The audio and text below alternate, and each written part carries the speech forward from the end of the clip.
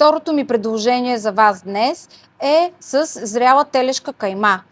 Това са телешки кюфтенца с доматен сос. Отново чудесна класика в семейството. За тази рецепта използвам домати от консерва. Една консерва е достатъчна за 4 порции ястие, 2 скелетки чесън, ронена чубрица, червен пипер, черен пипер, сол, дафинов лист, малко захар, естествено пресен магдanoz, 2 глави лук и 1 яйце. Почваме да си подготвяме каймата за кюфтенцата. Трябва да я умесим и да я вкусим. Една малка глава лук, нарязана на ситно. Нарязваме си колкото е възможно на ситничко, за да не се усеща много в кюфтенцата, или пък да се усеща както обичате. Слагаме каймата в купа. Прибавяме си лукчето, 1 яйце,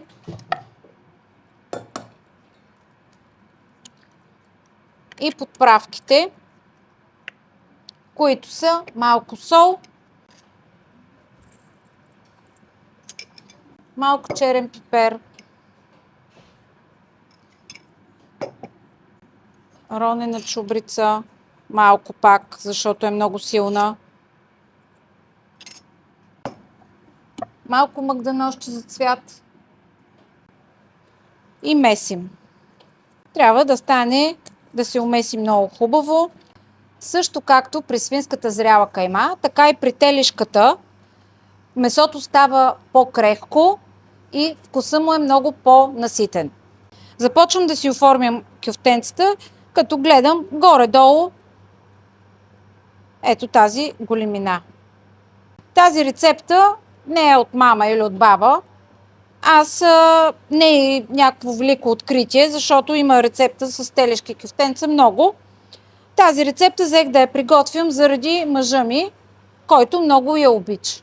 И ако сте на хранителен режим, няма въглехидрати, може да се сервира със свежа салата, картофено пюренце или сварено рис. И трите варианта са страшно вкусни и пробвани в къщи. Сложили сме кюфтенцата в хладилника малко да стегнат. През това време ще си нарежа лук за доматения сос. Режем лука, както го предпочитаме, ситно, едро, кой както иска.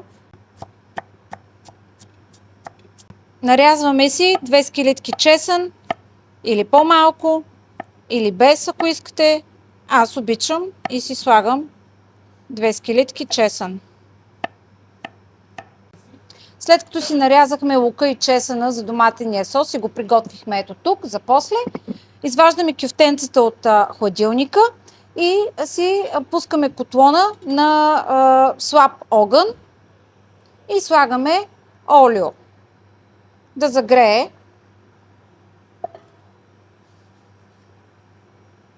След като ни е загряло олиото, слагаме кюфтенцата в тигана да се запържат за няколко минути от всички страни. Не трябва да прекаляваме, защото е телешко месо и ако прекалим с готвенето, ще стане сухо и няма да е толкова вкусно. После в същата мазнина, след като извадим кюфтенцата, ще запържим лука за доматения сос. Сега започваме да обръщаме много внимателно кюфтенцата, защото са много крехки, да не ни се разпаднат. Ето така. Давам ви, че това е една много вкусна и приятна и лека рецепта. Кюфтенцата са ни вече готови. Приготвила съм си тавичка с хартия, за да може мазнината да се попие. И ги вадим. Внимателно пак, защото са много крехки наистина. В същата мазнина, в която сме пържили кюфтенцата, си слагаме лука и чесъна, които си подготвихме по-рано. Да се запържи. Сега ще добавим малко червен пипер и доматките. Намалихме котлона да се готви на по-бавен огън, за да не изгори лука. Сега ще добавя една чайна лъжичка червен пипер и ще разбъркаме много бързо, за да не прегори. Ето така, много бързо. И слагаме доматите.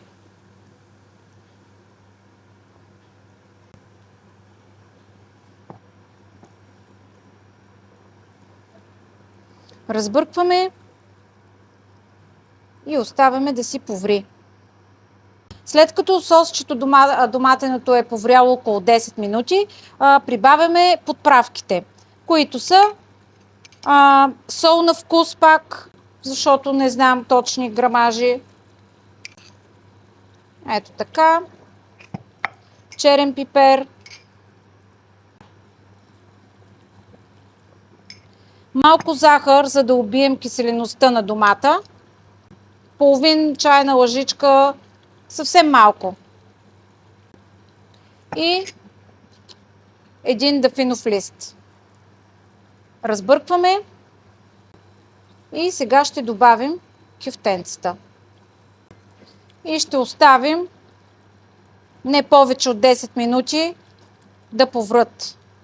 Моята тайна е 5 минути преди да махнем кюфтенцата от котлона, слагаме малко масло.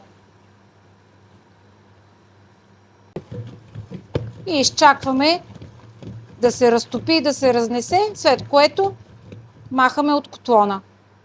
За кюфтенцата съм приготвила гарнитура от ориз, сварен ориз. Също така може да бъдат сервирани и с картофено пюре. Ето така слагам ориз, кой колкото желае. Имаме от кюфтенцата.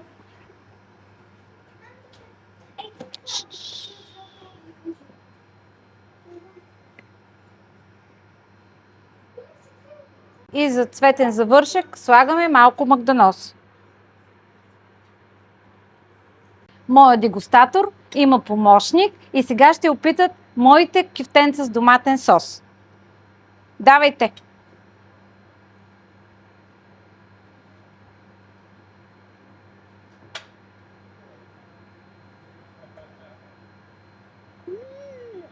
Много е вкусно. Както винаги.